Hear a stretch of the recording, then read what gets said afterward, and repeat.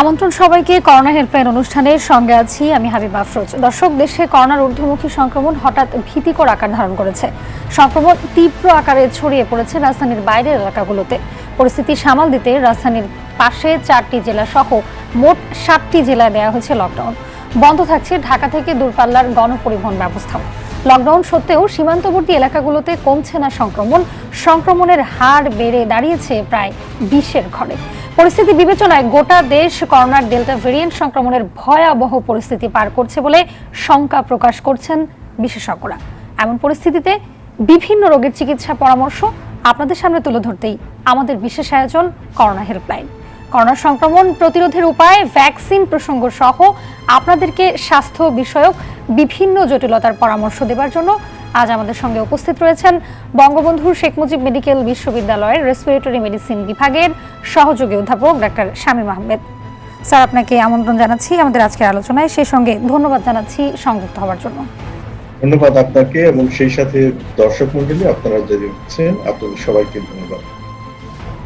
দর্শক, আপনাদের জানিয়ে রাখছি, আপনাদের সমস্যা শোনার জন্য টিভি, টেলিফোন, ফেসবুক, মেসেঞ্জার আছে অবারিত। বিস্তারিত দেখুন স্ক্রলে এবং স্ক্রিনে। আমি যাচ্ছি মূল আলোচনায়। শুরুতেই ডাক্তার শামীম আহমেদ স্যার, আপনার কাছে যেটি প্রশ্ন থাকবে যে দেশের সীমান্তবর্তী জেলাগুলোতে করোনা সংক্রমণ ও মৃত্যুর হার উদ্বেগজনক হারে বেড়েছে। আজও কিন্তু খুলনা ও রাজশাহী বিভাগে 44 জনের মৃত্যুর খবর পাওয়া গেছে। তো এর কারণ কি বলে আপনি মনে করছেন, সেটি জানতে চাইব। ধন্যবাদ। আসলে সীমান্তবর্তী অঞ্চল বিভিন্ন জেলাতে এটা কিন্তু অনেক দিন ধরে মাসের উপরে চলে আসছে এবং এটা ধীরে ধীরে ভয়াবহ আকার ধারণ করছে। আপনি সত্যি কথাই বলেছেন।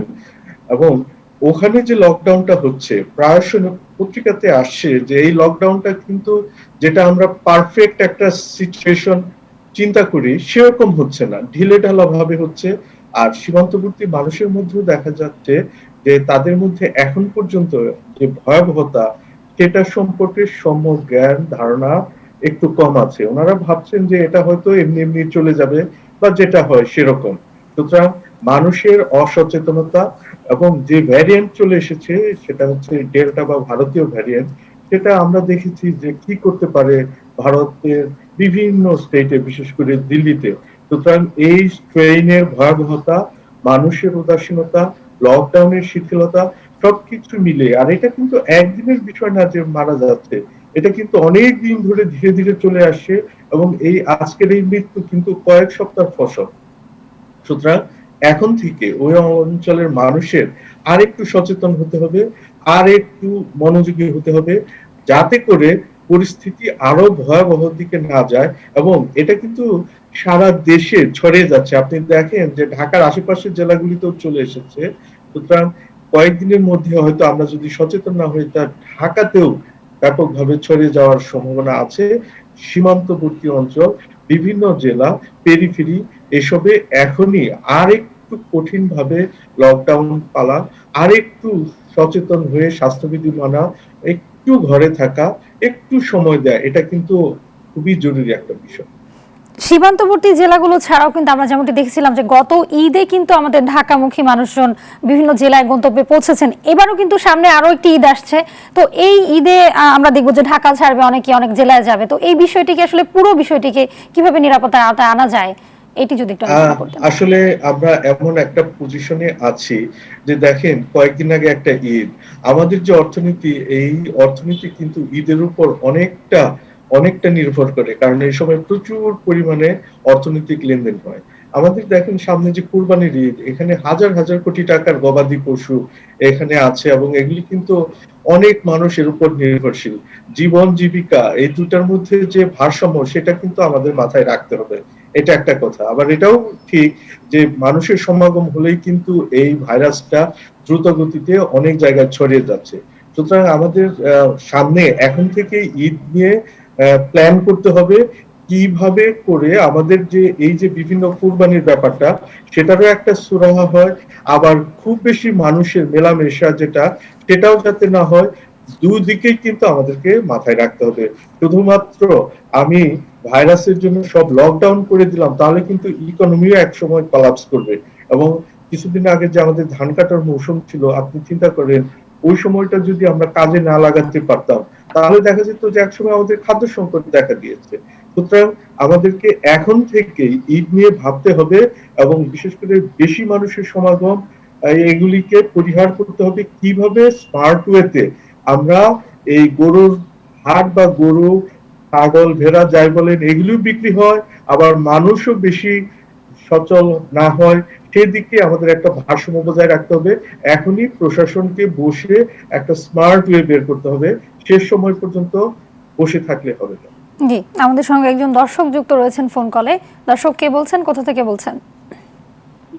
জি, আমি আমি লায়লা ফেরদৌস সিরাজগঞ্জ থেকে বলছি। জি, শুনতে পাচ্ছি আপনাকে, আপনার প্রশ্নটি করুন। আমার প্রশ্নটা, আমি প্রথম ডোজ টিকা নিয়েছিলাম, নেওয়ার 1 মাস পর আমি করোনায় আক্রান্ত হই। তারপর আর দ্বিতীয় ডোজটা নিতে পারি নাই। এখানকার ডাক্তাররা বলছে যে হওয়ার পর, করোনা মুক্ত হওয়ার 28 দিন পর নিতে হবে। তো তখন আর টিকা পাওয়া যায় নাই, টিকাটা আর নিতে পারি নাই। তো এখন যে টিকাটা আসছে দ্বিতীয় টিকা, ওইটা আমি কিভাবে নেব? আর এটা অন্য কোম্পানির টিকা আসছে।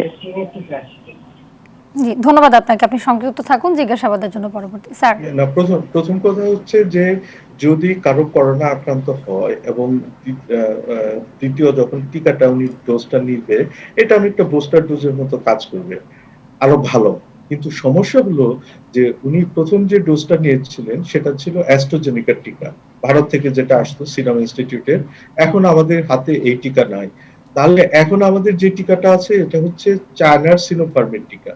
চায়নার টিকা আমরা ওনাকে দিতে পারবো কিনা, আসলে এরকম একটা গবেষণা হয়েছে। 30শে জুনের মধ্যে এই গবেষণার পুরো ফল পাওয়া যাবে। যেহেতু এখন পর্যন্ত রিকমেন্ডেশন নাই সেহেতু আমরা সরাসরি বলতে পারবো না যে আপনারা চায়নার এই টিকাটা নিয়ে নেন। এই গবেষণার ফলাফল আমাদেরকে দেখতে হবে, কারণ আমরা যে প্র্যাকটিসটা করি এটাকে বলে এভিডেন্স বেসড মেডিসিন। প্রমাণ পেলে আমরা বলবো নেন, যদি প্রমাণ না থাকে তাহলে কিন্তু আমরা গয়রহ বলতে পারি না। কিন্তু আমার ব্যক্তিগত মত হচ্ছে হয়তো সারা দুনিয়াতেই একই অবস্থা, সুতরাং দ্বিতীয় আরেকটা কোম্পানির টিকা হয়তো আমরা নিতে পারবো, কিন্তু আমরা প্রমাণটা আসুক। আমার মনে হয় আজকে 22 তারিখ, খুব শীঘ্রই এই সম্পর্কিত গবেষণাপত্রের ফলাফল প্রকাশিত হবে এবং WHO তারাও হয়তো এই সমস্যাটা সারা পৃথিবীতেই দেখছে, সুতরাং তারাও একটা গাইডলাইন বলবে। যদি গাইডলাইন বলে তাহলে অবশ্যই উনি দ্বিতীয় ডোজ নিতে পারবেন, কিন্তু যে পর্যন্ত না কর্তৃপক্ষ না বলে, কারণ এই সময়ে আমরা যে কোনো ভাবেই আমাদের মতামত চাপে দিতে পারি না, একটা সেন্ট্রাল কর্তৃপক্ষ থাকা দরকার। এখন পর্যন্ত আমাদের জন্য WHO গ্লোবাল একটা কর্তৃপক্ষ, তারা যদি বলে অবশ্যই আমরা দ্বিতীয় ডোজ অন্য কোম্পানি নিতে পারবো, কিন্তু তারা যদি না বলেন সেই পর্যন্ত আমরা একটু অপেক্ষা করতে পারি। তবে আমার ব্যক্তিগত মত হচ্ছে হয়তো আমরা আরেকটা কোম্পানির টিকা নিতে পারবো। জি স্যার, আইসিডিডিআরবি তথ্য মতে রাজধানীর ঢাকায় বস্তি ও বস্তির আশপাশের এলাকায় বসবাসকারী ৭১% মানুষের দেহে করোনার অ্যান্টিবডি তৈরি হয়েছে, আর চট্টগ্রামে এই হার কিন্তু ৫৫%। তো এটি আমাদের জন্য কতটা আশাব্যঞ্জক বলে আপনি মনে করছেন? আসলে আইসিডিডিআরবির যে পরীক্ষাগুলি হয় এগুলি খুবই স্ট্যান্ডার্ড এবং তাদের পরীক্ষার জন্য তারা সারা পৃথিবীতে নাম কুড়িয়েছে, সুতরাং আমরা এই পরীক্ষার উপর আস্থা রাখবো। আর আরেকটা জিনিস হচ্ছে আমাদের কিন্তু এখানে শুরু থেকে একটা অবজারভেশন ছিল যে আমাদের যারা খেটে খাওয়া মানুষ, বস্তি মানুষ, তাদের করোনা তুলনামূলকভাবে কম হয় কেন, এরকম ধারণা কিন্তু আমাদের ছিল। এখন দেখা যাচ্ছে যে তাদের মধ্যে ৭১% অ্যান্টিবডি। আমরা হার্ড ইমিউনিটিতে বলি যদি ৭০% মানুষ আক্রান্ত হয় অথবা টিকা নিয়ে থাকে, তার মানে হচ্ছে আমাদের যে বস্তি বা বস্তির আশেপাশের এলাকা সেখানে অ্যান্টিবডি রেজাল্ট, এবং এটা একটা রোবাস্ট স্টাডি, প্রায় ৩,০০০-এর উপর এখানে মানুষ ছিলেন। তো এখানে একটা জিনিস দেখা যাচ্ছে যে প্রায় হার্ড ইমিউনিটির মতো করে বস্তি এলাকায় অ্যান্টিবডি তৈরি হয়েছে। এখানে একটা ইন্টারেস্টিং জিনিস হচ্ছে এই ঢাকা শহরে আপনার যত ভ্যাকসিন দেয়া হয়েছে সারা বাংলাদেশে অত ভ্যাকসিন দেয়া হয় নাই। এবং আরেকটা পয়েন্ট হচ্ছে এই ঢাকার ভ্যাকসিন গুলি শিক্ষিত, মধ্যবিত্ত, উচ্চ মধ্যবিত্ত, উচ্চবিত্ত এরা বেশি নিয়েছেন। এখন যারা নিম্নবিত্ত বা অশিক্ষিত মানুষ তারা অত টেকনিক্যালি যে ভ্যাকসিনটা দিতে পারে নাই, কিন্তু এটা কিন্তু আমি বলবো এক ধরনের আশার খবর, যেহেতু এরা ভ্যাকসিন নিতে পারেন নাই কিন্তু এদের মধ্যে যেহেতু অ্যান্টিবডি আছে, তার মানে হচ্ছে শিক্ষিত লোক টিকা দিয়ে যে অ্যান্টিবডি অর্জন করেছে, আমাদের সাধারণ মানুষ ন্যাচারালি সে অ্যান্টিবডি গ্রহণ করেছেন।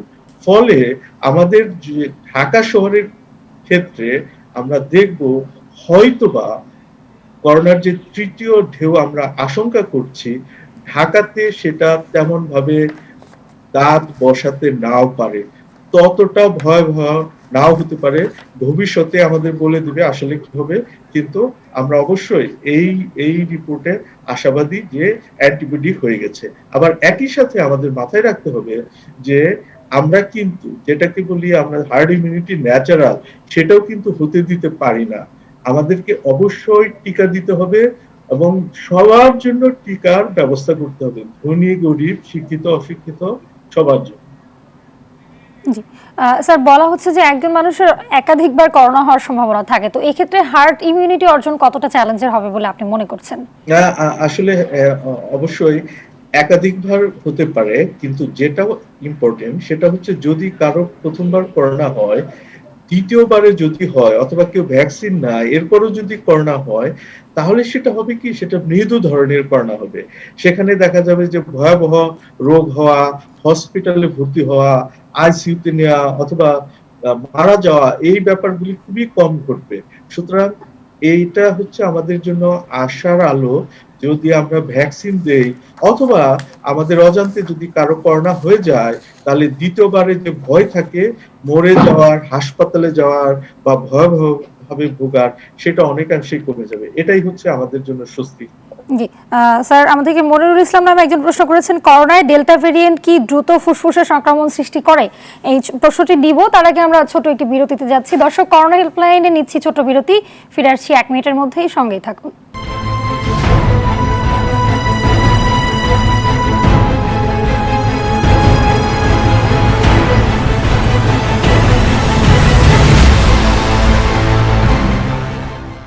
বিরতির পর আবারও স্বাগত জানাচ্ছি করোনা হেল্পলাইন অনুষ্ঠানের। সঙ্গে আছি আমি হাবিবা আফরোজ। আপনাদের স্বাস্থ্য বিষয়ক বিভিন্ন জটিলতার পরামর্শ দেওয়ার জন্য আজ আমাদের সঙ্গে রয়েছেন বঙ্গবন্ধু শেখ মুজিব মেডিকেল বিশ্ববিদ্যালয়ের রেসপিরেটরি মেডিসিন বিভাগের সহযোগী অধ্যাপক ডাক্তার শামীম আহমেদ।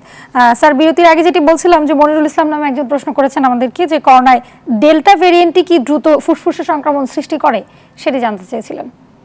আসলে ডেল্টা ভ্যারিয়েন্ট, যেটা আরেকটা নাম হচ্ছে ভারতীয় ভ্যারিয়েন্ট, এবং এই ভ্যারিয়েন্টের নামগুলি এই গ্রিক ওয়ার্ডে দেওয়া হয়েছে। কারণ হচ্ছে আমরা যদি বলি ভারতীয় বা আফ্রিকান বা ইউকে, তাহলে হয়তো এরকম বিভিন্ন দেশের প্রতি এক ধরনের কলঙ্ক আরোপ হয়, এরকম ভাবে চিন্তা করে ডব্লিউএইচও এটা বলেছে। তো ভারতীয় ভ্যারিয়েন্টের সমস্যা হলো এটা খুব দ্রুত ছড়িয়ে যায়। নর্মাল যে ভ্যারিয়েন্ট দেখা যায় তার চাইতে 70% বেশি দ্রুত এটা ছড়িয়ে যায়। আরেকটা জিনিস হচ্ছে যে নর্মাল যে অ্যান্টিবডি আমাদের থাকে করোনাতে, যেটাকে আমাদের প্রোটেক্টিভ অ্যান্টিবডি বলে, এর 7 গুণ অ্যান্টিবডি লাগে এই ডেল্টা ভ্যারিয়েন্টকে প্রোটেকশন দেওয়ার জন্য। তাহলে বুঝতেই পারছেন এটা দ্রুত ছড়িয়ে যায় এবং বেশি পরিমাণে অ্যান্টিবডি লাগে। অবশ্যই এটা আসলে আমাদের ফুসফুসে প্রবেশ করে এবং অন্যান্য অর্গান, রিসেন্টলি দেখা গেল যে ফুসফুস শুধু না, কিডনিও ফেলিউর হয়ে যায় এই ডেল্টা ভ্যারিয়েন্টে। সুতরাং এটা খুবই দ্রুত আমাদের শরীরে ছড়িয়ে পড়ে এবং আমাদের যে অ্যান্টিবডি, সেটাও অল্প পরিমাণে অ্যান্টিবডি এর বিরুদ্ধে খুব ভালো কাজ করতে পারে না। এটাই হচ্ছে ভয়ের। এই জন্যই আমরা এই ডেল্টা ভ্যারিয়েন্ট থেকে বাঁচার জন্য আমরা বলি যে স্বাস্থ্যবিধি মেনে চলুন, মাস্ক ব্যবহার করুন, আর একটু সতর্ক হন। এটা আগেকার যে ক্লাসিক্যাল ভ্যারিয়েন্ট ছিল তার চাইতেও বেশি ভয়াবহ, এবং বর্তমানে বাংলাদেশে যত ধরনের ভাইরাসের ভ্যারিয়েন্ট আছে, এটাই হচ্ছে সবচেয়ে বেশি, প্রায় 70%-এর উপরে। সুতরাং এই জন্য সাবধানতার কোনো বিকল্প নাই। জি স্যার, আমাদের সঙ্গে আরো একজন দর্শক রয়েছেন এই মুহূর্তে ফোন কলে। দর্শক, কে বলছেন, কোথা থেকে বলছেন?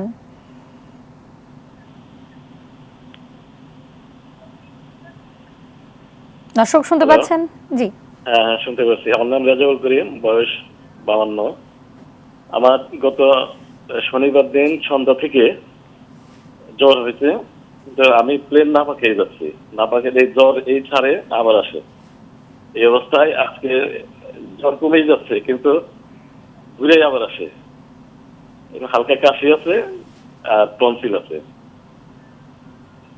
ধন্যবাদ আপনাকে। স্যার, পরামর্শ জানতে চাইবো। আসলে শনিবারে, আজকে হচ্ছে মঙ্গলবার, এই দিন বা 4 দিনে যেটা মনে হচ্ছে এটা এক ধরনের ভাইরাল জ্বর। এখন এখন যে ভাইরাস জ্বরটা হচ্ছে সবচেয়ে বেশি কমন হচ্ছে এই করোনা দিয়ে যেটা, এটা এক ধরনের ভাইরাস। সুতরাং এই সময়ে যদি কারো জ্বর হয়, কাশি হয়, গলা ব্যথা হয়, আমাকে ধরে নিতে হবে এটা করোনা, যে পর্যন্ত না অন্য কোনো কিছু পরীক্ষাতে আসে। আর আমাদের দেশে দেখেন যে ভাইরাসের পরীক্ষা-নিরীক্ষা কিন্তু খুবই কম। আমাদের ল্যাবরেটরিতে ব্যাকটেরিয়ার যে পরীক্ষা হয়, ব্যাকটেরিয়া ধরতে পারি, কিন্তু ভাইরাস অলমোস্ট খুবই কম পরীক্ষা হয়। সুতরাং উনি করোনা ধরে নিয়েই সেভাবেই উনি ওনার জীবন চালাবেন। উনি একটু আইসোলেশনে থাকবেন, বাকি সদস্য পরিবারে তাদের চাইতে আলাদা থাকবেন, ঘরের মধ্যে প্রচুর পরিমাণে পানি খাবেন। আর প্যারাসিটামল ঠিক আছে, যদি খুব বেশি কাশি হয় একটু অ্যান্টিহিস্টামিন অথবা ডক্সিসাইক্লিন জাতীয় ওষুধ উনি খেতে পারেন। পুষ্টিকর খাবার খাবেন, রাতে ভালোভাবে ঘুমাবেন। কিন্তু উনি আরেকটা যে কাজ করতে পারেন সেটা হচ্ছে কাল পরশু যেয়ে উনি উনার একটু আরটি-পিসিআর যে টেস্টটা হয় এই টেস্টটা উনি করাতে পারেন। তাহলে উনি পজিটিভ হলেন কিনা সেই রিপোর্ট পেলে কিন্তু উনার জন্য সুবিধা হয়। আরেকটা জিনিস হলো, দেখা যায় যে প্রত্যেকটা রোগী শুরু হয় অল্প দিয়ে, শেষ হয় অনেক বেশিতে কিছু কিছু ক্ষেত্রে। যদি ওনার রিপোর্টটা হাতে থাকে, যদি খোদা না করুক ওনার কোনো হসপিটালে যাওয়া লাগে বা কোনো হেল্প লাগে, তখন কিন্তু উনি প্রায়োরিটি পাবেন। নইলে প্রায়শ আমরা দেখি অনেক রোগী বলে যে আমাকে কোনো হসপিটালে ভর্তি করে না বা নেয় না, বলে করোনার টেস্ট করেন। সুতরাং উনি করোনার টেস্টটা উনি করাবেন আর স্বাস্থ্যবিধি মেনে চলবেন, খাবার খাবেন। আমার মনে হয় ভয় পাওয়ার কিছু নয়।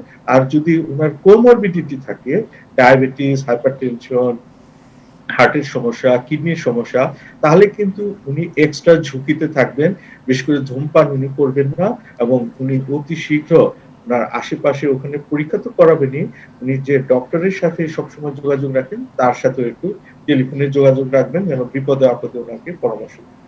জি স্যার, আমাদের সঙ্গে আরো একজন দর্শক রয়েছেন এই মুহূর্তে ফোন কলে। দর্শক কে বলছেন, কোথা থেকে বলছেন? আমি গাজীপুর থেকে বলছি। জি আমার কাশিটা অনেক দিন যাবত, তো কাশিটা যাচ্ছে না, কাশ গলাটা আটকে আটকে আসে, এই অবস্থা আমার বর্তমানে চলছে, মেলা দিন হচ্ছে আর কি। জি আসলে ওনার তো অনেক দিনের কাশি, সুতরাং অনেক দিনের কাশির অনেকগুলি কারণ থাকে।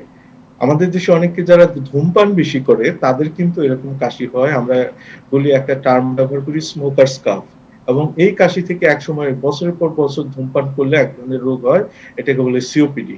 এছাড়া কাফ ভেরিয়েন্ট অ্যাজমা নামে এক ধরনের হাঁপানি রোগ আছে যাতে শুধুমাত্র কাশি হয়, এছাড়া নাক দিয়ে পানি পড়ে বা অ্যালার্জি থাকে। অনেকের দেখা যায় যে পেটে যে গ্যাস হয় সেটা যখন উপরের দিকে আসে, আমরা বলি GERD, gastroesophageal reflux disease, সেখানে এরকম কাশি হয়। নাক দিয়ে সর্দি আসলে বা সাইনোসাইটিসের সমস্যা হলে এরকম কাশি হতে পারে। ওষুধ, বিশেষ করে প্রেশারের ওষুধ বিভিন্ন ধরনের খেলে এরকম কাশি হতে পারে। নানা কারণে কাশি হতে পারে। যেহেতু ওনার ক্রনিক কাশির সমস্যা ছিল, সুতরাং উনি চট করে একটা দুটা ওষুধ না খেয়ে একজন চিকিৎসককে দেখিয়ে পরীক্ষা নিরীক্ষা কিছু করে কেন কাশিটা হলো সেটার কারণটা খুঁজে বের করতে হবে। আর কিছু জিনিস উনি করতে পারেন, যেমন একটু আদা চা খাওয়া, ধূমপান না করা, ঠান্ডাতে না যাওয়া, এগুলো হচ্ছে মেনে চলা। কিন্তু যেহেতু উনি বললেন যে আমার অনেক দিনের কাশি, ওনাকে খুঁজে বের করতে হবে কেন কাশিটা হয়। তবে এই সময়ে কিন্তু করোনা রোগীর যাদের কাশি ছিল তাদের সাথে এটা কোএক্সিস্ট করতে পারে। সুতরাং যদি শুধুমাত্র সাধারণ কাশি বলে অবহেলা করে সেটাও ঠিক না। যদি সুবিধা থাকে আশেপাশে, তাহলে উনি করোনার টেস্টটা এই ফাঁকে করে নিতে পারেন। জি স্যার, জাকিরুল ইসলাম নামে একজন প্রশ্ন করেছেন ফেসবুকে, যাদের একবার করোনা হয় তারা কতদিন পর টিকা নিতে পারবেন? আসলে যদি কারো করোনা হয়, উনি করোনা হয়ে ভালো হয়ে পর 4 সপ্তাহ পরে উনি আরেকটা টিকা নেওয়া আইডিয়াল। একদম ভালো হয়ে যাওয়ার 2 সপ্তাহ পরে নিতে পারেন। কিন্তু যেহেতু আমাদের এখানে সময়ের হিসাব দিলে আমরা ওইভাবে শনাক্ত করি না, সেহেতু উনার জন্য সেফ হবে 4 সপ্তাহ পর আরেকটা যদি উনি টিকা খুব ভালো কাজ করবে, পোস্টার ডোজের মতো ফল দিবে। জি স্যার, স্বল্প শিক্ষিত, অধিক ওজন, রক্তচাপ, উচ্চ রক্তচাপ ও ডায়াবেটিসে আক্রান্তদের মধ্যে করোনার প্রভাব এত বেশি কেন, এবং তারা সুরক্ষিত থাকতে কি ধরনের পরামর্শ তারা অবলম্বন করতে পারেন, পালন করতে পারেন, সেটা যদি বলতেন। হ্যাঁ, এগুলি তো আসলে আমরা বলি যে কোমরবিডিটি, হ্যাঁ, ডায়াবেটিস, উচ্চ রক্তচাপ বা অন্যান্য যে রোগ, কোমরবিডিটি মানে হচ্ছে যে আমার শরীরে অলরেডি একটা রোগ ব্যাধি বাসা বেঁধেছে। এই করোনার মধ্যে যেটা হয়, ধরুন ডায়াবেটিসের কথাই ধরুন, যদি কারো থাকে তার ইমিউনিটি এমনিতেই কমে যায়। যখন করোনা হয় তখন শরীর করে কি এর বিরুদ্ধে কাজ করার জন্য প্রতিরোধ ঠিকমতো গড়ে তুলতে পারে না। এই জন্য দেখা যায় সব ধরনের কোমরবিডিটি আসলে আমাদের শরীরকে দুর্বল করে রাখে, এবং যখনই নতুন কোনো, শুধু করোনা না, অন্যান্য ইনফেকশন হলেও দেখা যায় এরা খুব হিমশিম খেয়ে যায়। এই জন্য যাদের কোমরবিডিটি আছে তাদেরকে অবশ্যই সাবধান হতে হবে। আর গবেষণায় দেখা গেছে কোমরবিডিটি থাকলে এই করোনা মৃদু হয় না, দেখা যায় যে যাদের সিভিয়ার হয়ে যায়, অনেকের হাসপাতালে ভর্তি করা লাগে, অনেককে আইসিইউতে নিতে হয়, অনেকে মারাও যান। যেহেতু এই কোমরবিডিটি থাকলে এই সমস্যাগুলি বেশি হয়, এবং এই কোমরবিডিটি থাকলে আমাদের শরীরে রোগ প্রতিরোধ ক্ষমতা কমে যায়, সেহেতু এই করোনাকালীন সময়ে কোমরবিডিটি যাদের আছে তারা খুব সাবধানে থাকবেন, শুদ্ধ জীবনযাপন করবেন, এবং যে আমরা সামাজিক দূরত্ব বা অন্যান্য যে নিয়ম কানুনগুলি বারবার বলে থাকি সেটা মেনে চলার চেষ্টা করবেন। মাস্ক পরা, হাত ধোয়া, তারপরে হচ্ছে বাইরে না যাওয়া, স্বাস্থ্যকর খাবার খাওয়া, টিকা নেওয়া, এগুলি কিন্তু খুবই জরুরি তাদের জন্য। জি স্যার, আরো একজন দর্শক এই মুহূর্তে ফোন কলে যুক্ত রয়েছেন। দর্শক, নাম বলে আপনার প্রশ্নটি করুন। জি দর্শক, শুনতে পাচ্ছেন? হ্যালো, আসসালামু আলাইকুম। ওয়ালাইকুম সালাম। জি, স্যারের কাছে আমার প্রশ্ন ছিল, আমি যদিও ভ্যাকসিনের রেজিস্ট্রেশন করছিলাম না, এখন আদৌ মানে আমরা ভ্যাকসিনের রেজিস্ট্রেশন করতে পারবো কিনা আর ভ্যাকসিনের টিকাটা নিতে পারবো কিনা সেটা জানতে চাচ্ছিলাম। স্যার যদি প্লিজ বলতেন আর কি। ধন্যবাদ আপনাকে। আসলে আমরা সবাই ভ্যাকসিন পাবো, হয়তো সময় লাগবে। আর তখন কিন্তু শুরুর দিকে বড় মুরগি ছিল, অনেকেই কিন্তু রেজিস্ট্রেশন করে নাই। এখন আপনার যখনই এই ভ্যাকসিন গুলি আসবে, বিভিন্ন দেশের সাথে আমাদের চুক্তি হচ্ছে, পাইপলাইনেও আছে, চাইনিজ ভ্যাকসিন চলে এসেছে, রাশিয়ান ভ্যাকসিনও আসবে, আমেরিকান ভ্যাকসিনও চলে এসেছে। সুতরাং অল্প পরিমাণে হলেও এবং সারা জাতির জন্য অপ্রতুল হলেও প্রসেসটা শুরু হয়েছে, এটাই হচ্ছে আশার কথা। মাঝখানে কিন্তু ভ্যাকসিন দেয়া টোটালি বন্ধ ছিল। আমরা আমাদের এখানে যারা কর্তা ব্যক্তি আছেন তাদের কাছে আপিল করব যে আপনারা আর একটু সচেতন হন, আর একটু মনোযোগ হন, এবং আর একটু সিরিয়াস হয়ে আমাদের যে এই 17 কোটি মানুষ যারা উদ্বেগের মধ্যে আছে ভ্যাকসিন পাওয়া না পাওয়া নিয়ে, সেই উদ্বেগ প্রশমনের চেষ্টা করুন। এবং এই ভ্যাকসিনটা কিন্তু আমাদের জন্য এখন জীবন মরণের প্রশ্ন। আমরা সবাই ভ্যাকসিন নিতে চাই, যাতে করে আমরা প্রত্যেকে, খুব বেশি কিছু আমাদের চাওয়ার না, এই ভ্যাকসিনটা যেন পাই সেটার একটা বিহিত ব্যবস্থা করি। জি স্যার, অসংখ্য ধন্যবাদ আপনাকে। আমরা অনুষ্ঠানের একেবারেই শেষ পর্যায়ে চলে এসেছি। যাওয়ার আগে ছোট্ট করে এই করোনাকালীন সময়ে করোনার ঊর্ধ্বমুখী প্রবণতায় আমাদের জন্য আপনার পরামর্শ শুনতে চাইবো।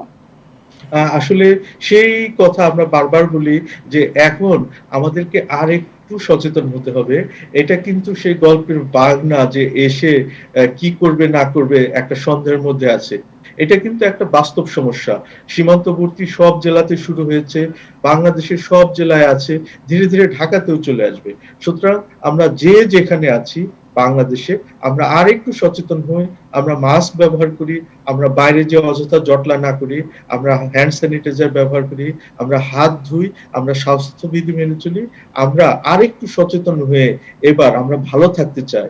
একটা কথা আছে, সি ভিস পেকাম প্যারাবেলাম, ল্যাটিন একটা কথা, যদি তুমি শান্তি চাও যুদ্ধের জন্য প্রস্তুত হও। আমরা শান্তি চাই, আমরা ভালো থাকতে চাই, এটা হোক আমাদের জন্য একটা যুদ্ধের মতো, যাতে করে এই প্রস্তুতির মাধ্যমে আমরা আরেকটু আমাদের নিজেদেরকে, আমাদের পরিবারের সদস্য, আমাদের দেশকে আরেকটু ভালো জায়গায় রাখতে পারি। এটাই হচ্ছে আমার কথা। অসংখ্য ধন্যবাদ স্যার আমাদের সঙ্গে যুক্ত হয়ে পরামর্শ দেওয়ার জন্য। দর্শক, আপনারা যারা দেখছিলেন করোনা হেল্পলাইন অনুষ্ঠান, আপনাদেরকেও ধন্যবাদ। করোনা হেল্পলাইন অনুষ্ঠান আজ এই পর্যন্তই। সবাই ভালো থাকুন, সুস্থ থাকুন, স্বাস্থ্যবিধি মেনে চলুন।